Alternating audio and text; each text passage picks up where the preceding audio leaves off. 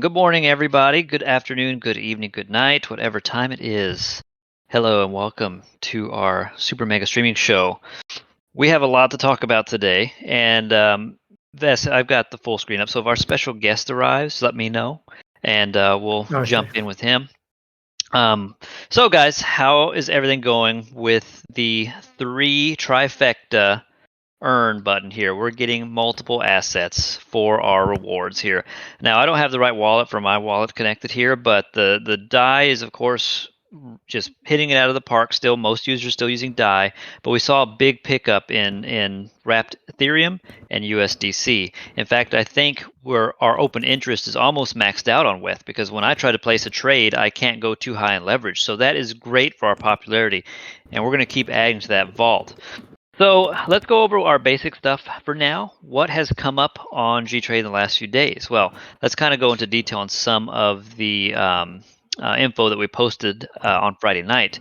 So V7, we know we can now trade in weth, we can now trade in USDC in addition to DAI, and we're getting those rewards.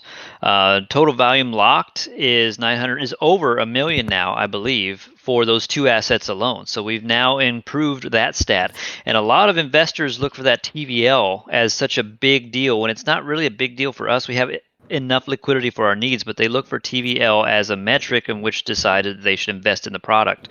So now we have over a million in USDC and weth alone.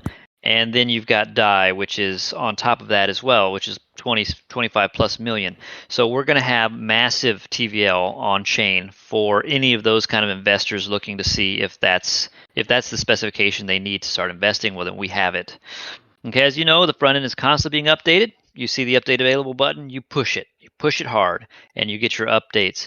The most recent update I saw is that, this might be 2 updates back, but I like that the leverage slider collapses onto itself, and we'll go over that in a second. Chainlink CCIP. Okay, so for anybody not familiar with the collaboration here, Chainlink and gTrade in the future will collaborate to bring these CCIP data streams on board. Okay, so what does that mean for us? It means possibly, and this is just speculation, it hasn't been hashed out yet, it means that we can start sharing some of the liquidity between our vaults. Okay, we could share those rewards between chains. I know nobody wants to be diluted by Polygon if you're making good rewards on Arbitrum, for example, but in the long run, something like that will be beneficial so that the vaults are shared in all liquidity, and the rewards are shared for all users, regardless of what chain people are trading on the most.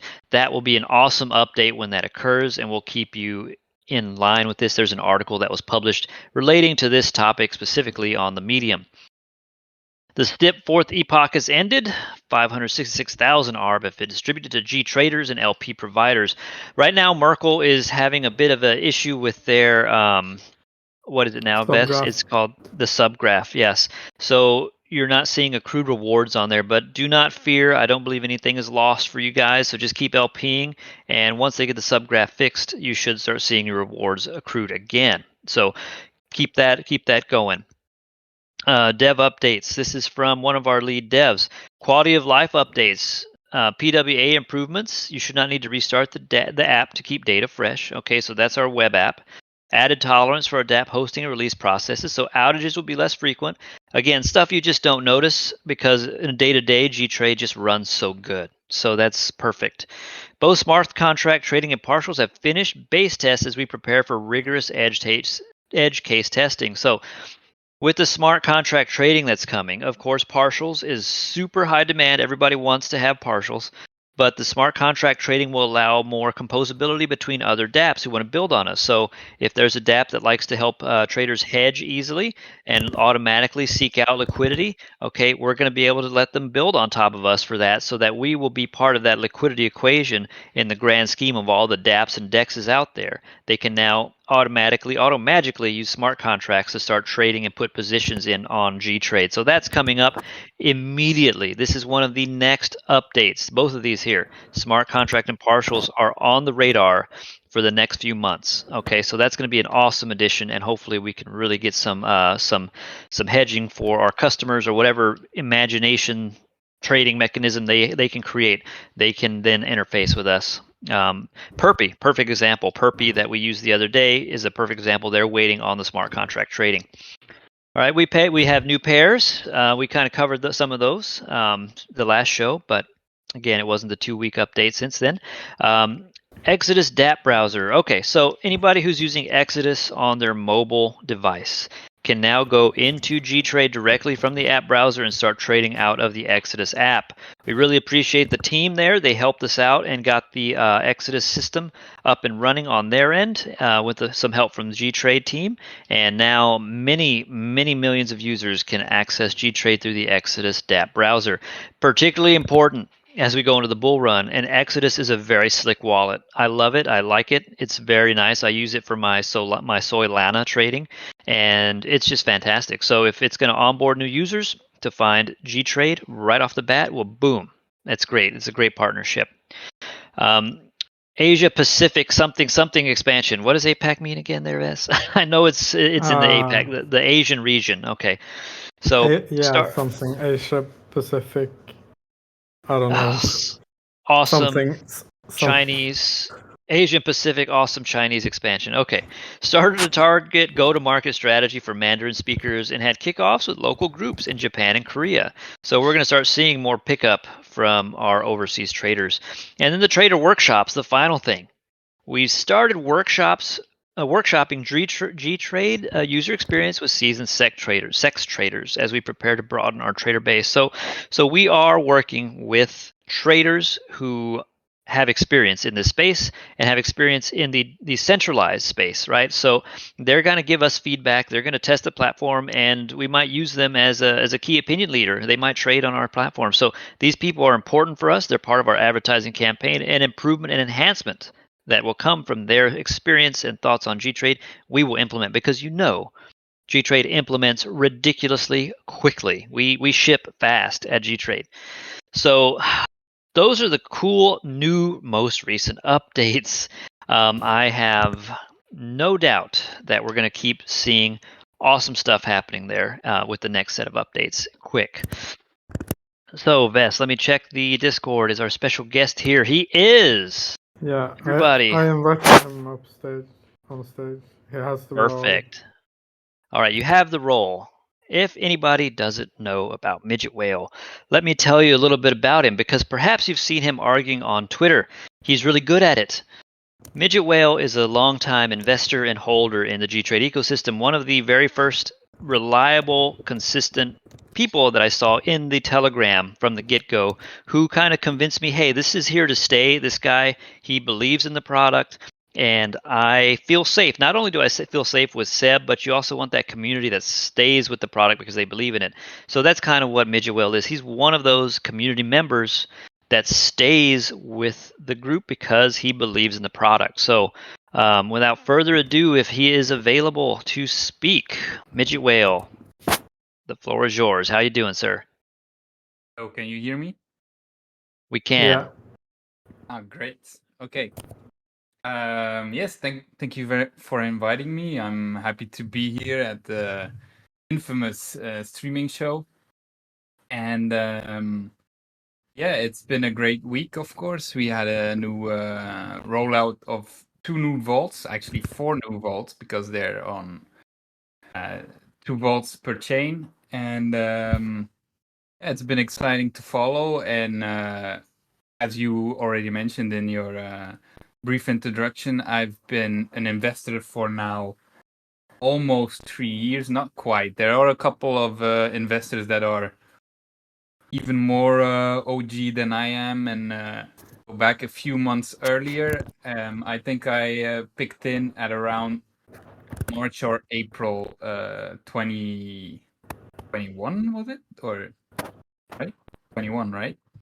I think so. I think it launched really early as GFarm 1 or something. Were you here at GFarm 2 or were you here at GFarm 1? Yeah, only at GFarm 2. And already a couple of, already a month or two into the launch. But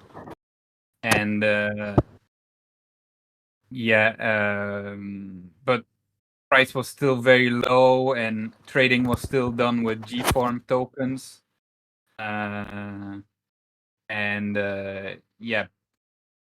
Really the project only took off in like the late summer of that year. in my opinion. Like, really took off, and price skyrocketed then from like 150 per GFarm2 token to like 1,000, 1,500. Yeah, And it was getting nuts. yeah, then the story And started basically, and it's been a long time. And you're pulling up the user interface basically, and it's so sleek right now. And well, back then it was a little bit more well, I don't know which term I should use for it, but it wasn't as sleek Oh. as today. Let me It was say that. gains.farm, by the way, Brian. Gains.farm. Let me see if I can pull it up here just as a quick check. Oh, 2021, maybe. they took a snapshot. 2021. Let's see if we can pull it up here. Okay, so Midgetwhale, so while this loads, it takes a minute.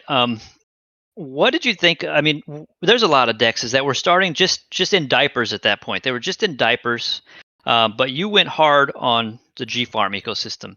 Why? What told you that, hey, this one is going to be a performer? This one is a great.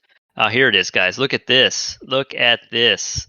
Yeah, what beautiful. made you think? And this is what I saw when I first invested too. This was it. Okay, so it Yeah. wasn't what we see now. But for me, it Does was work if you the quit. developers. Let's see. If you Can I get start, rid of yeah. this? All right. Contract start trading. Let's see what happens. But again, yeah, Midgetwhale, why did you feel that this was the one to invest in of all the up and comers that were populating at the time? Well, to be honest, back then I hadn't really done so much research in perpetual dexes, basically, or perpetual leverage trading platforms. I knew there was like SNX and the DYDX already, and I think perpetual protocol was big back then as well. But Gains was the first one to really caught my eye, and it was also quite small at the time, so it made sense to it was like a potential 100-bagger, right? It's like, it was, I don't know what the market Yeah, you cap was, saw the 5 or potential. 10 million, but that could go anywhere. But with SNX and DYDX, they were already massive at the time. They were probably at a higher market cap than today. And so that was a big reason. And then other smaller ones, I think GMX might have already been there in the form of Gambit, and then there were probably Future Swap or something like that. But I didn't really delve into those so much. I just took a good position in gains, and as I started following the project, I got more and more convinced of this is going the good way, and it was developing rapidly. And I gradually put more and more into it, like of my portfolio. Never really an ungodly amount. It was only because it then skyrocketed, and it was my only, it was a nice position of my portfolio, but it was also the only like 10 million MCAP project that I was decently invested in. My other main That's early. things were like Ethereum and Ethereum and Matic maybe, and yeah, so gains 20-30 folded quickly, and then that became a major position, and then as it grew, you start to pay more and more and more and more of attention, and they kept doing the right stuff, in my opinion, and I kept seeing it as a very valuable asset, and then constantly undervalued almost, even though it skyrocketed so much. Yeah, and that's definitely where we all feel like, hey, why are we so undervalued? As your posts on Twitter come across talking about the valuation of our product compared to other tokens and other products in the same ecosystem of the perp dexes, right? Like here you go to the extrapolating the weekly revenue out to a year, a value to revenue ratio of 4.87 for GNS, and we're like at number 6 at some points in the total earnings or revenue of the crypto space. Like we will pump, and I don't know when. I don't know what does crypto Twitter need to be kicked in the pants to say, look at us. We are harvesting ridiculous amounts of APY that's real yield in assets that people want, not assets that people want to dump on the market because they're inflationary, giving you their own token. This is like, we've constantly been the underdog, so it takes big cojones to jump in way back then when it was only Seb as the lead dev, and then navigate to this point, because it's been almost 3 years. And then at some point, go ahead. Yeah, I think right now even the entire perp space is not very is undervalued. Like it's a bit the past months there's no real protocol that really pumped in the perp space. Let me grab some. So like the biggest is DYDX by market cap, which is fairly different than of like architectural point of view is fairly different than ours, because it's an order book exchange that needs a fair level of centralization to even operate because of its order book nature. And then you have the ones that are more similar to our architecture, which is SNX and GMX. And they have like they haven't done much in the past months either. Their communities are quite unhappy about the price action, but their market caps are like, for SNX it's over $1 billion. It's like 1.1 billion almost, and for GMX, if you use a fully diluted value, I would put it around almost $500 million. So there's still, so first of all, these values of $500 million and 1.1 billion, that's a depressed value for the space. And second of all, we are hitting the numbers that they are hitting, kind of. We are starting to see fees going to our stakers, our single staking pool, that are rivaling those that the GMX stakers get or the SNX stakers get. And I'm talking in nominal fees, not in percentage, right? Because in percentage we trump them all by a long shot. But in nominal terms, we are getting the same amount of fees to our stakers as they are doing. And on top of that, we have like we have a model where the GNS holder is the end counterparty to our traders, and traders tend to overall altogether to slightly lose, and this causes an extra revenue stream to our token, which causes our token to be deflationary. And GMX, whereas many of our competitors are inflationary. Yeah, exactly. So awful. So the tokenomics is absolutely outrageously good for GNS compared to our main competitors or comparable projects here. And our price is much lower. So it could once a couple of VCs or crypto Twitter really gets this through their head, this could go ballistic for sure. Yeah, I mean, I've seen the Wiz, I believe, maybe it wasn't the Wiz, but some other influencer that had recently picked us up was calling for like $65 per GNS. That's Right, nuts. If yeah. we hit that, and that could happen in a bull market because anything can happen. The most ridiculous tokens pump. Why not one that actually pays good fees to its stakers, real fees that people want, and in addition deflates.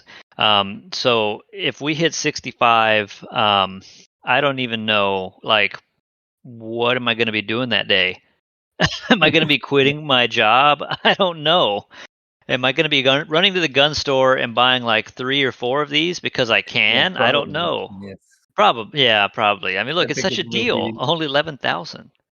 Which one is Okay, this? You should that's buy. an M.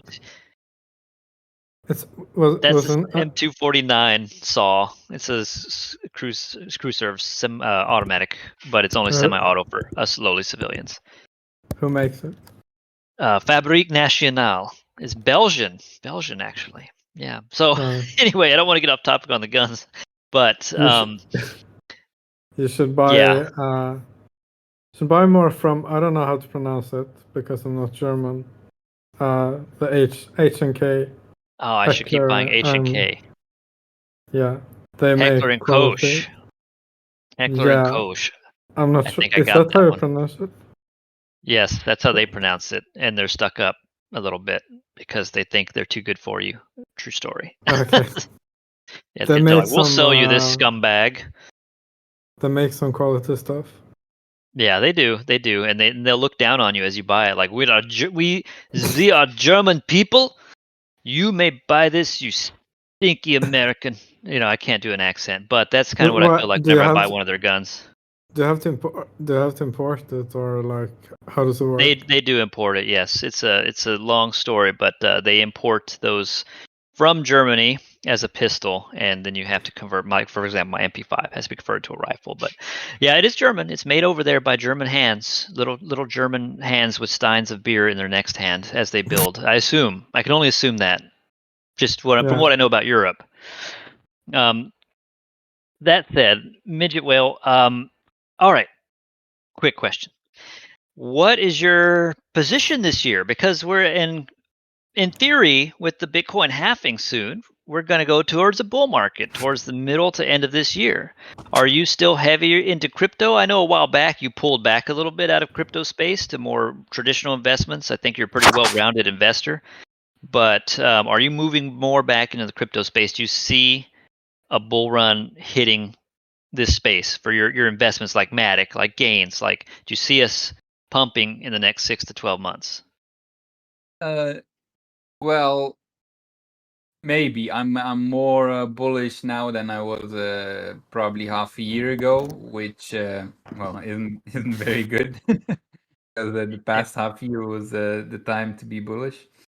But yeah, so anyway, my largest position is in gains, and I kept that anyway. And I had a decent position in stables, but I have switched like 1/3 to 1/2 of that into Matic, and maybe a couple of other smaller coins. I do see the possibility for like a longer run up, and yeah, I'm not sure if it will be an entirely new bull market to like 300K for Bitcoin or something. Yeah. I'm not If they sure say about that. 300K, I'm gonna hold it. I'm gonna be like good at 100,000. Like, okay, yeah, they're calling for 300,000. I'm getting out at 100. You know, it's hard to say because there's always a black swan that comes and screws everything up. FTX, FTX. So Yeah, black maybe swans it's. are here. I am also getting a little bit. Yeah, I have never really seen people make the. I'm not that much an investor in Bitcoin itself. I'm always more into the altcoin space, at least the last couple of years. So I haven't really followed the Bitcoin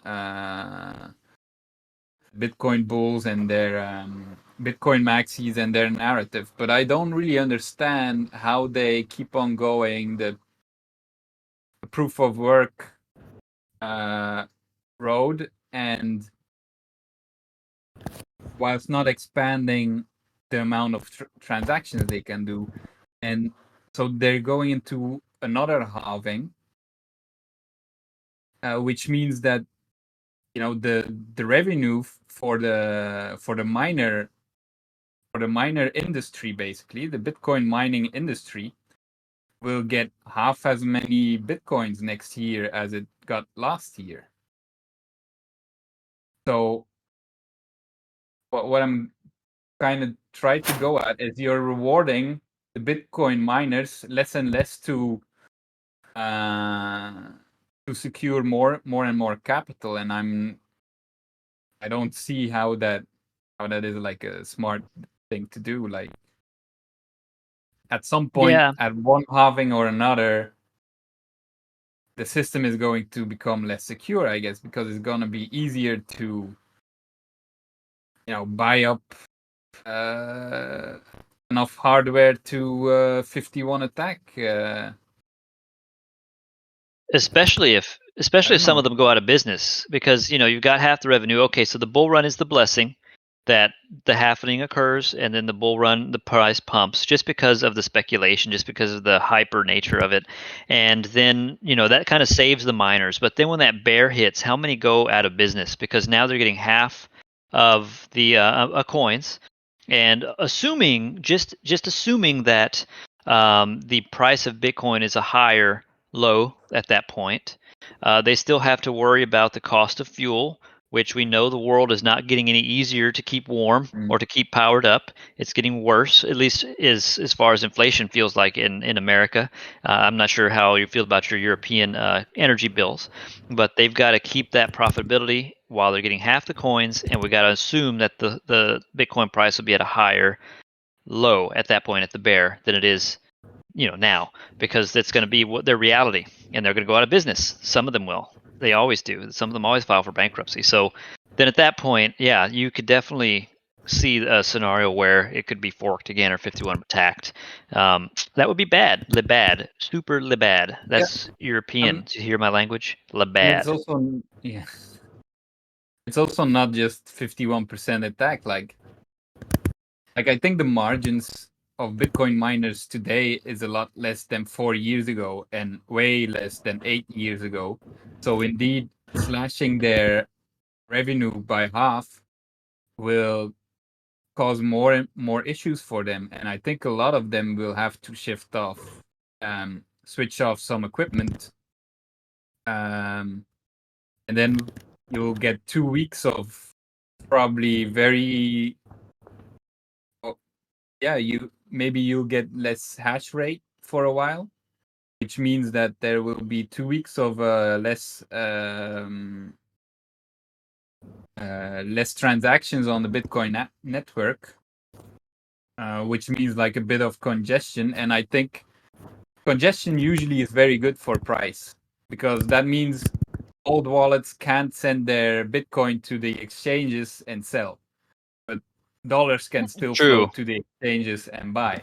So congestion of the Bitcoin network is usually very good for the price. So I Didn't think think, about that. That's a good point.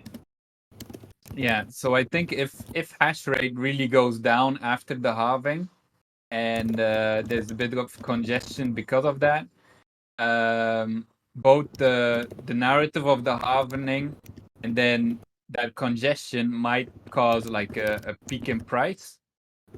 But after that, I think it will fade, and I don't think full bull run to 200 300k will materialize. But so for the short run, I would be bullish until shortly after halving, maybe. For the long run, not so much. And I'm also not bullish on the halving because of the conventional thinking of, oh, less Bitcoin is being mined, so there's less inflation, because inflation is already only 1.7%. Having that to 0.85% isn't a big deal. It won't, like, this is on a yearly basis that we speak, so that isn't a big deal. That won't really move the market so much. It's more, just the hype of people talking about it, and then congestion, that I think could be two factors that make Bitcoin pump. But I don't think it will sustain long after the halving in this case. Okay, man, that sounds grim. It sounds good, but then it sounds grim. But it's, we're dealing with it. We're in crypto. If you're not having some defense of your positions after a good run, I mean, that's called taking profits, people. Make sure you don't hold into the dirt, because I personally have held numerous coins into the dust. Okay, you're not going to believe this, everybody. Vess, Midget, you're not going to believe this, but I am notorious for joining telegrams when new coins are launching, and I pump. I'm so excited. I just talk about it. I'm there every day. I'm chatting with everybody. It's like price chat times 10. And the worst one I was a part of was Iron Finance, and that one pumped to high heaven. I was making $20,000. It was the most I ever made at the time, and it was locked in the Iron Finance vault thing, right?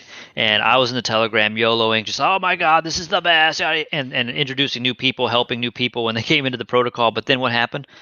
Iron Finance collapsed and I lost it all. So, anybody in this space, just please, once you hit a point where you feel like, you know what, if I lost this all today, would I cry myself to sleep? It's time to take profits. So that's going to be the same thing for this bull run. And if you believe in something like Gains, after, let's say Gains gets to $300 a coin, something ridiculous, take your profits and then wait 6 months and get back in, because so many other people without the conviction you have in the product will have left, and then you get right back in, and you're still part of our ecosystem. You're still part of the product. You're still part of the investment. You've just been smart about it. Okay, so that's not financial advice, but that's a strategy that I'm using with all coins really these days, because I can't just let another Iron Finance burn me into the dust. So, and same for this bull run. Same thing Midgetwhale says. Once Bitcoin hits good numbers, I'm going to look at securing some profits from my Bitcoin, from my Ethereum. And it just depends on the prices, of course. But it's super important, guys. So don't let yourself get run over by the train again this year of the dumping. Because remember, you climb up the ladder, and then you slowly climb up the ladder in price. And then when it dumps, you jump out the window and you fall fast. So the price falls fast. So something along those lines is a saying over here, but I don't remember it exactly. So sorry, I butchered it. But yeah, and I would also say that you don't always need to do all or nothing. Not every time you have the same conviction as the other time. So if you now have a certain feeling about the market, maybe you're pretty sure about it, well, then allocate only 60% of your portfolio in that direction. But if you're super, super sure because Gains is just $1.2 and we're doing the same volume as we are doing today or the past week, well, then that's a no-brainer, and you should go all in almost. Well, but you shouldn't. APY I'm not saying 85%. what you should do, but I mean, sometimes you have no-brainer situations, I'm saying, and then you can go all in or take all your money out. But sometimes you're not so sure because it's not a clear no-brainer case, and then you shouldn't sell everything or go all in those situations. Yeah, absolutely. Conviction plays a big deal. I was quite convicted, and so was Vess, for example. Vess is, when he saw the product and the autistic dev at the time, which was only Seb at the time. Now we have a full suite of devs. At that conviction, I think Vess went all in. So did I, for a point. Of course, I did take some profits. I put an Ethereum node. I always wanted an Ethereum node, and it wasn't worth it. It was stupid. My APY was 2%. Like, what the heck? All that work for a crappy Ethereum node. But anyway, now my less than a node, is living happily in the new vault. So thank you, Gains. This is what I've been waiting for a long time. So now I'm still part of that Gains ecosystem with my less than Ethereum node. So it's important to take profits and invest. Like, I think you're like pretty heavy in Gains right now. Why not? I feel like a fool for getting going to the Ethereum route when Gains has such a good run, because I was so stubborn about wanting an Ethereum node, and it turns out it wasn't worth getting married to that stupid node. And I built it, and it was awful, and it was hard to do. And then I was like, okay, Gains launched its GF vault, time to get out of my node, and here I am now. So yeah, I'm always all in GNS. I have, as you know, some Monero as well. yeah. But that's like my it's like, Drug how do you money. say? Yeah, flee the country money. That's just flee the yeah, country. like Okay, the Swedish no, authorities are after me. Move to Russia. yeah, shit, it's the fan money. That's my so I have it on the ledger, and I put a bit into it like every month.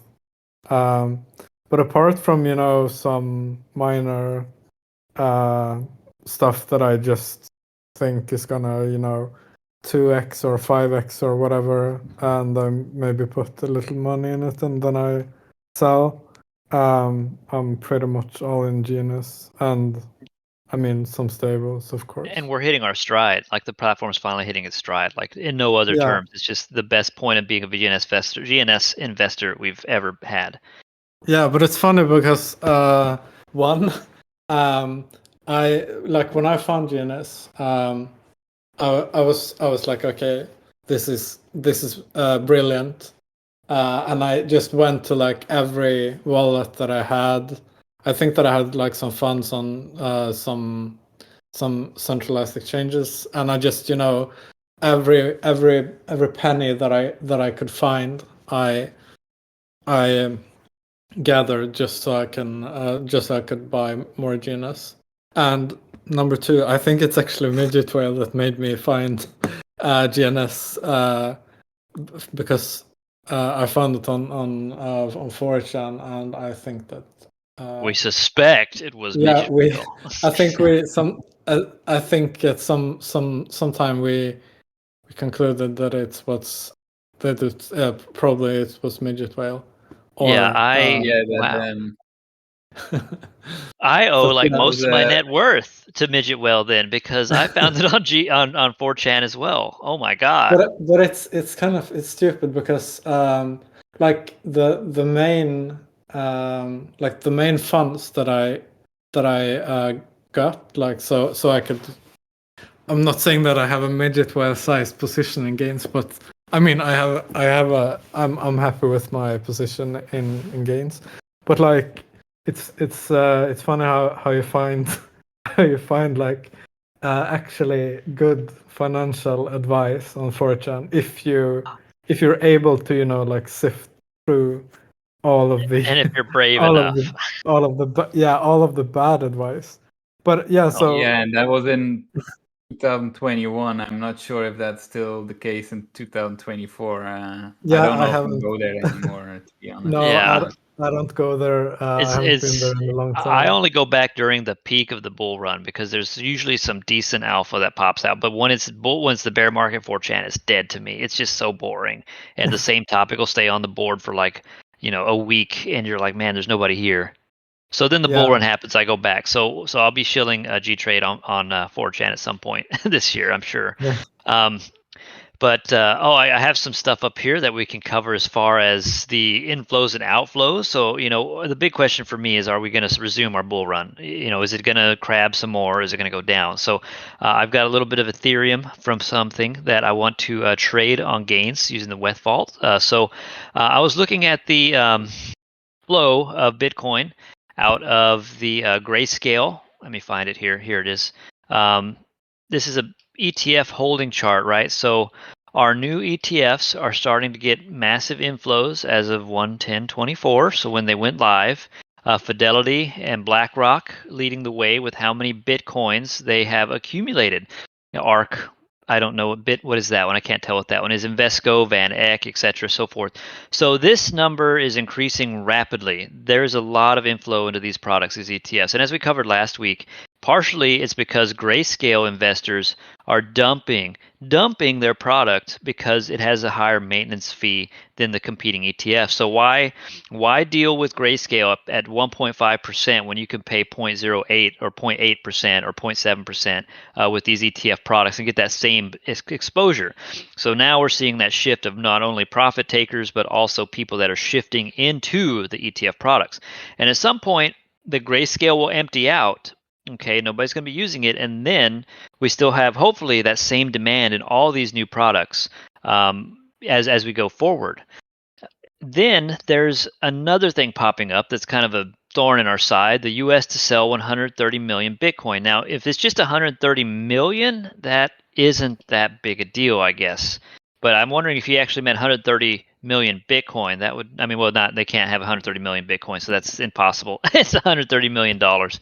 So never mind. So they're selling that, and that's a little thorn in our side, but I don't think that's enough to really push us down again. It was already hit the news a few days ago. And maybe we kind of hit the local bottom. Perhaps we bounce. Perhaps we're going to bounce. But as someone pointed out in Telegram, we have a bit of a bull flag here forming.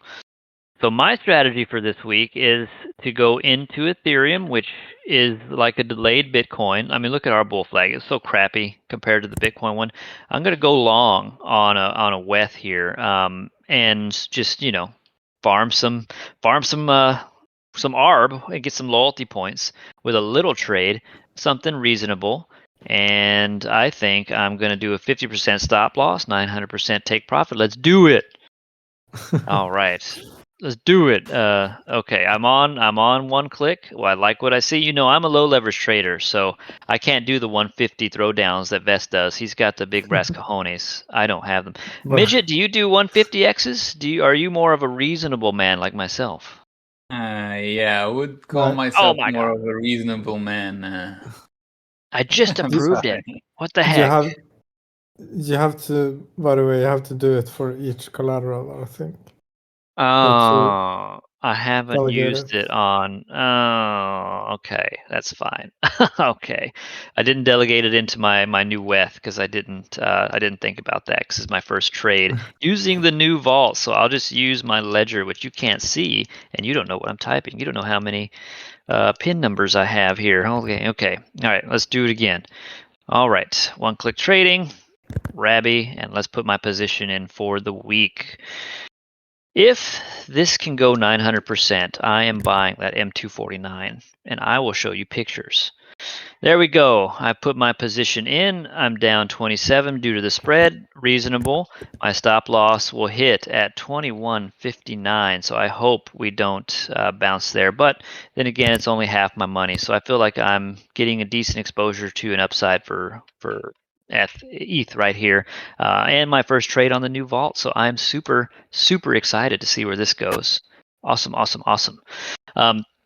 sorry I interrupted. You said you're more conservative trader, Midgie? Yes, and also I wanted to go back on your ETF news, and I had a very great link to maybe share. I'm gonna put it here in the chat. All right, perfect. It shows basically an ETF tracker, which shows also the Grayscale ETF, and then all the new ETFs that just launched, and the sum of them. So yeah, right there. I see. So Bitcoin price in orange. Yes, Bitcoin price in orange. Then the vertical line is where the ETFs got launched. Okay, got it. And then from then on, the Grayscale BTC could leave Grayscale, but most of it went into ETFs, and there's a small net positive in like. I see the big black box is Grayscale. You can see it's tapering down. The gray one is Grayscale, and then all of a sudden, Grayscale is losing a lot of Bitcoin, and it's a lot smaller now. But it got that rapidly. So we're over half of their holdings now. Yeah, exactly. So if they continue to dump, they can only do half the damage at this point, or less than half, because they've been absorbing so much. Fantastic chart, Midget. This is awesome. Yeah, I saw it on Twitter somewhere. Yeah. And yeah, it will be interesting to see how this evolves. But yeah, so far the ETFs clearly didn't massively accumulate yet because of the Grayscale depletion. But everybody knows that already, of course. But net, because this is rising, net of this whole space, we are net positive on inflow of Bitcoin to this space, regardless if it's Grayscale or the ETFs. Yeah. Exactly. Oh my God! And we're approaching the halving right here in May. Yes. Or April. What is that? exactly. April, May. Yeah, I thought it was May on the website I went to earlier. So, oh my gosh, I think we're gonna have quite the run this year. This is gonna be amazing. Okay, so I know from last time I talked about this. When my coworkers start telling me they bought Bitcoin and Shibcoin and all that stuff, it's time to get out, or it's time to start laddering out because it's gonna happen again. So that's my Yeah, pretty strategy much. this year. Yeah. I had Did- an interesting anecdote. I think I was looking for a new apartment to rent. About I think 3 years ago or something. And my real estate agent, who was showing me around town, was talking about that she invested in Ethereum and so on, and also that there was a guy that had taken an option on an extremely ridiculously expensive apartment, and the date was approaching where he needed to either pay or lose his lose the option. It's like 10% that you need to pay so that they can't change the price or sell it to anybody else, and then you have a certain time to come up with the rest of the money.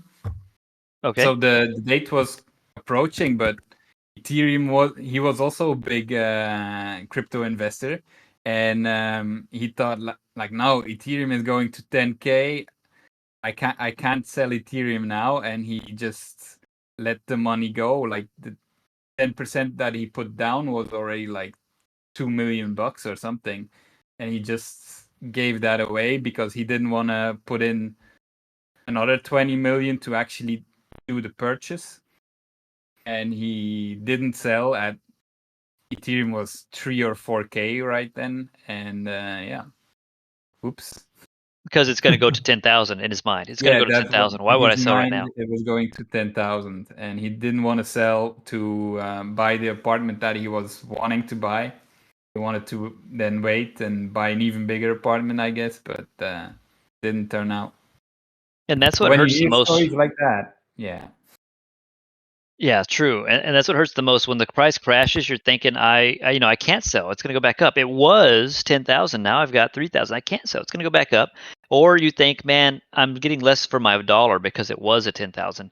How can I sell this? And that's kind of a psychological game you have to play with yourself. So that's super important to take profits in hardware, such as my firearm collection. No, I'm joking. Take profits in something. Even I typically take profits into Bitcoin at the peak mania of the altcoin market. I take a portion of my profits into Bitcoin because I don't like to exit the space, and Bitcoin crashes way less hard than altcoins. It's like going to 50% crash to versus 99% crash of an altcoin. So it's not the best cushion for my portfolio, but it's one I like to be exposed to.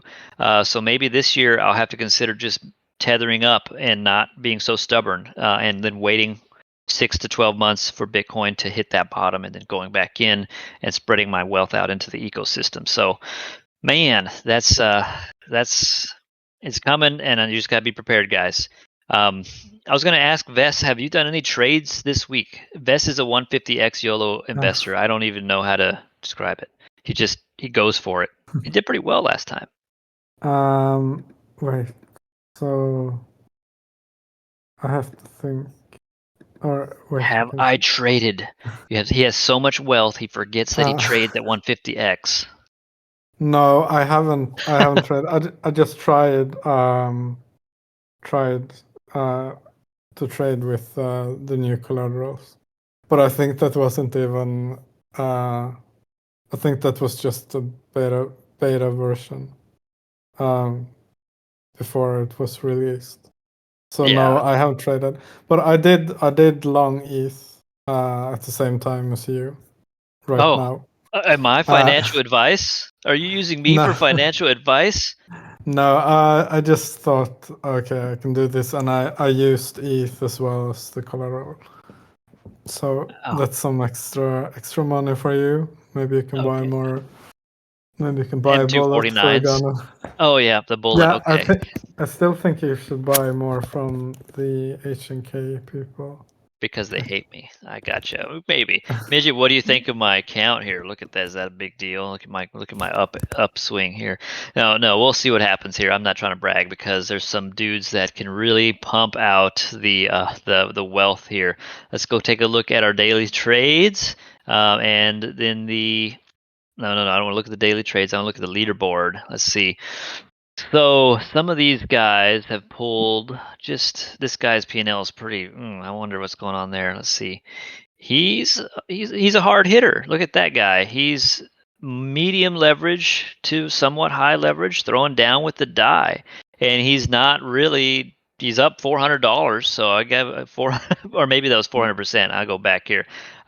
He was P&L 4. He's up $405, so he's not doing the best as far as making himself rich, but look at that. He's getting lots of rewards for his volume. So good job, dude. And then number 2 here, we've got this guy who is pretty consistent. 5x SIE, 8x, 15x, 10x. I wonder if this is the guy we looked at last week because he's just a low leverage, medium time frame trader, and he's doing great. I mean, this is the kind of portfolio that I want. So I know we found that other guy that was at 150x. I don't know if he's still on the leaderboard, but there was a trader, Midget, that was actually on our rewards board, and he was just typically throwing down 150. So that was his trading strategy, and he relied on hitting one out of the park every few days to recoup some of his losses because most of them were losses. It's pretty high leverage, but this is kind of more of this might be him. This might be him here. So he's not in the top 3, but he's up there. And again, raking in the rewards. So don't forget, guys, keep trading. So I'm going to trade and get some of those rewards this time. Hopefully with some positive also, P&L.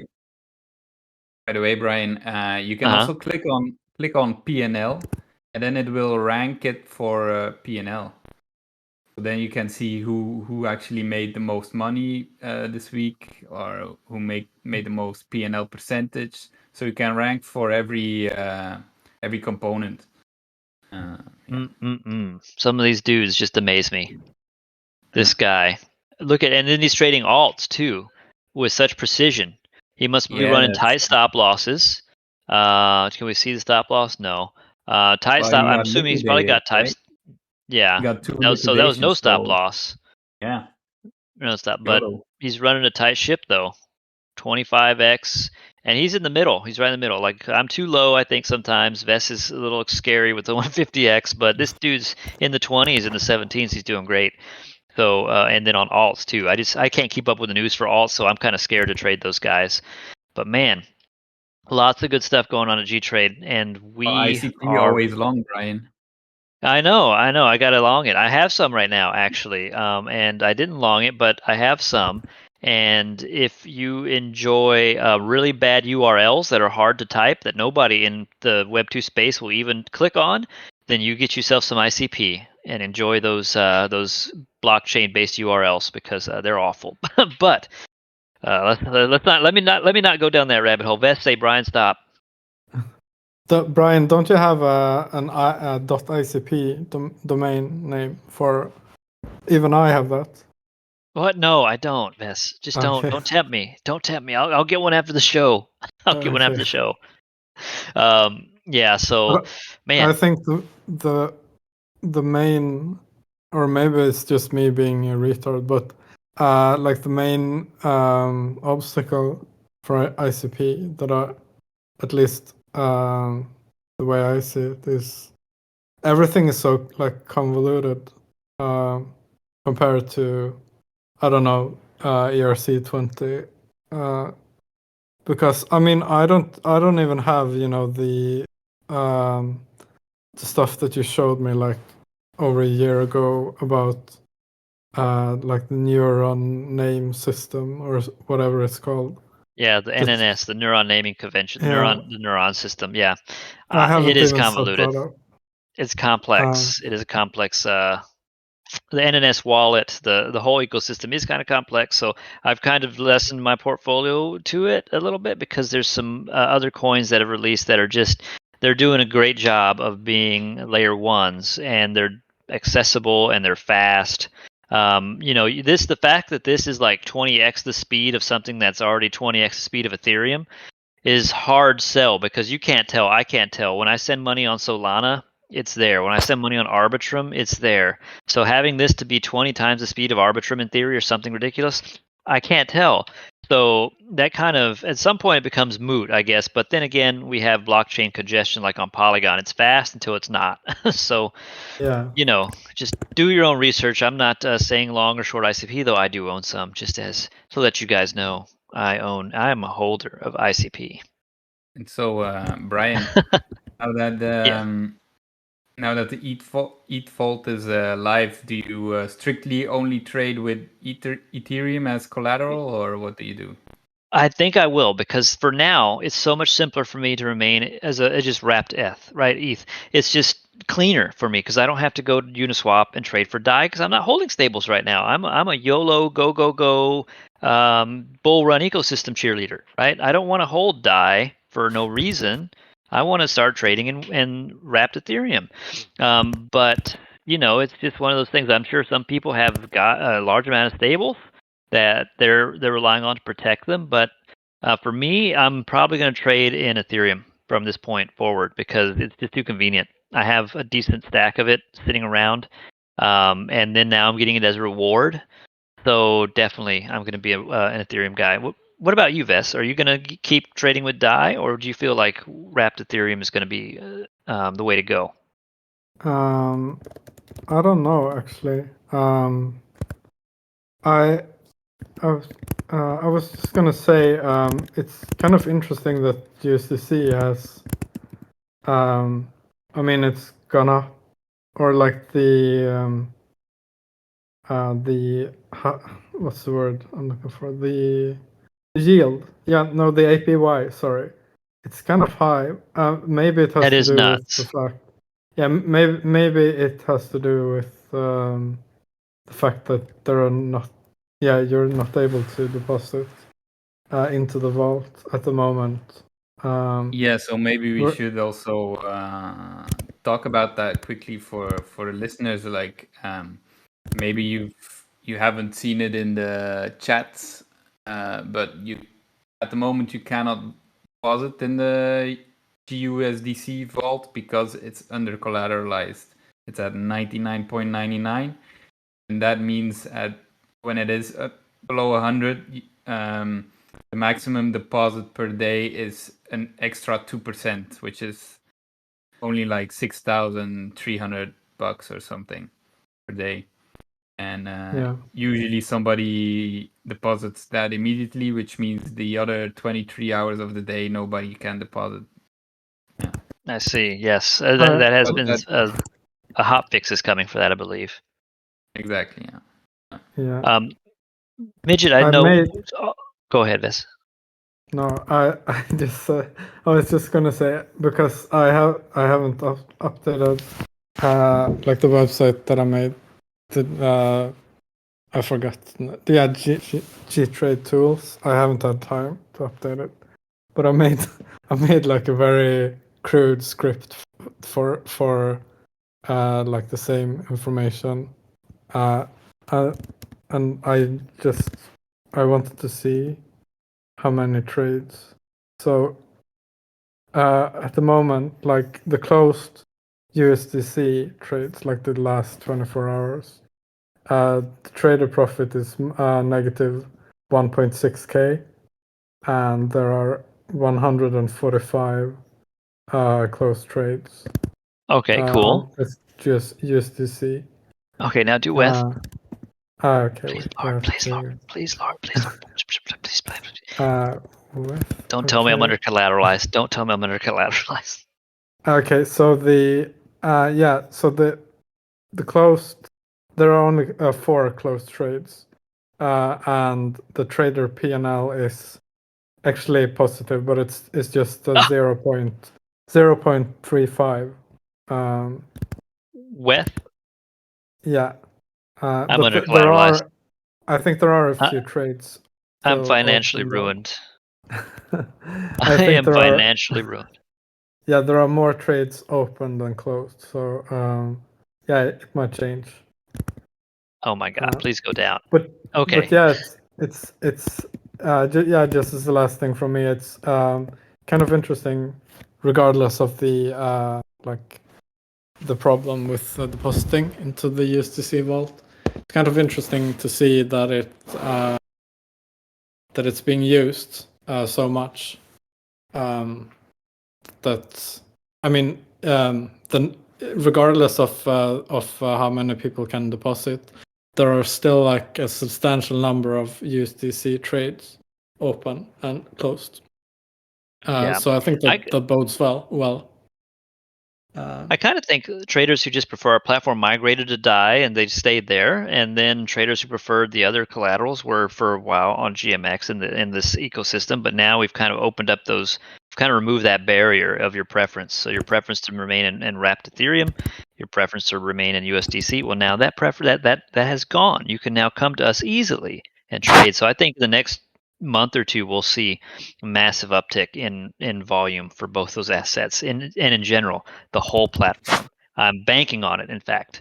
I know, Midgie, I think you released some information about the real yield here that you extrapolated out. Do you remember from memory what the actual APY on these two are? Because this is a 7-day average, so it is actually probably low, correct? This is actually something better. It is low for sure. Well, now we are 3 days live with the vault, so a little bit over 3 days. Like I think it went live in European afternoon hours, and now it's European evening hours. So maybe 3.5 days, which comes in, well, not yet 3.5, but close to 3.5 days, which is half a week, and then you can basically double the APYs. But I've also noticed that the way the APY is calculated is on the box that you see is they take all the fees of the past week, and then they extrapolate that to 1 year, and then use that on the current TVL of 347 ETH. But of course, this week the ETH TVL has been growing a lot. So how to explain this?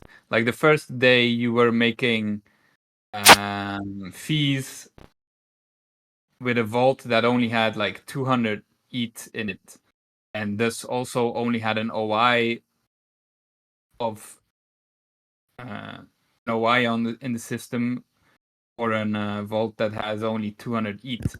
So I mean that's also a factor that makes it even less than it should be. I don't think I come across clearly here, do I? Well, no, Yeah, I mean I think I get it. we're getting more TVL, so it makes it a little muddier, of course, because when it originally launched, it was. Yeah, but another way to also look at it is that you see the gETH price, which is now 1.00065, right? So if you just do that to the power 104, which is the amount of half weeks in a year, then you kind of get at the price it should be 1 year from now. Does that make sense? Well, I can do, but did you do the math already? Can you tell me what that price is? Yeah, I don't have my calculator out. It is exactly. Let me get it for you. Pulls out his calculator, always in his pocket. 7%. Okay, and we just got started. Yeah. Awesome. For USDC, it's quite crazy. Let me check here. USDC is now at 1.00387, right? Yes, correct. So that comes out at 49.4%. Why am I an Ethereum loser? No, I'm strong. Yeah, it's also I believe in because Vitalik. USDC is now capped a little bit. That it's. Yeah, I gotcha. Because you're stuck. You're getting more volume, but you're stuck at this TVL. So, oh my god, it's amazing we can get so much volume for such a low TVL. Actually. Yeah, and it's just going to get better and better. TVL ratio can be this high. I've never expected this. That's something that's like never ceases to amaze me, like how capital efficient we are, like regardless of like the TVL. We've been able to run on the like over collateral part for I mean for the entire time on our like for the Arbitrum gTrade vault. Yeah. It's been nothing but up. Yeah. Yeah, so it's crazy. I mean, it's so like liquidity efficient to process like billions of volume with only like the over collateral layer, which is like I think it's like 5 or 6 million, or no, not 6 million. That's impossible. Maybe 5 million, 5.5 million, I think it is. Yes, and we're burning too. We're burning. That's also awesome. It's You just going make to a take good- one. You make an excellent point, actually, to point out that this is a great example of how capital efficient our protocol is. I think you gave me an idea for another tweet to like highlight how much volume we have with just 330K in the vault. Yeah. Yeah, I mean Perfect. Sick 'em. it's insane. Yeah. We also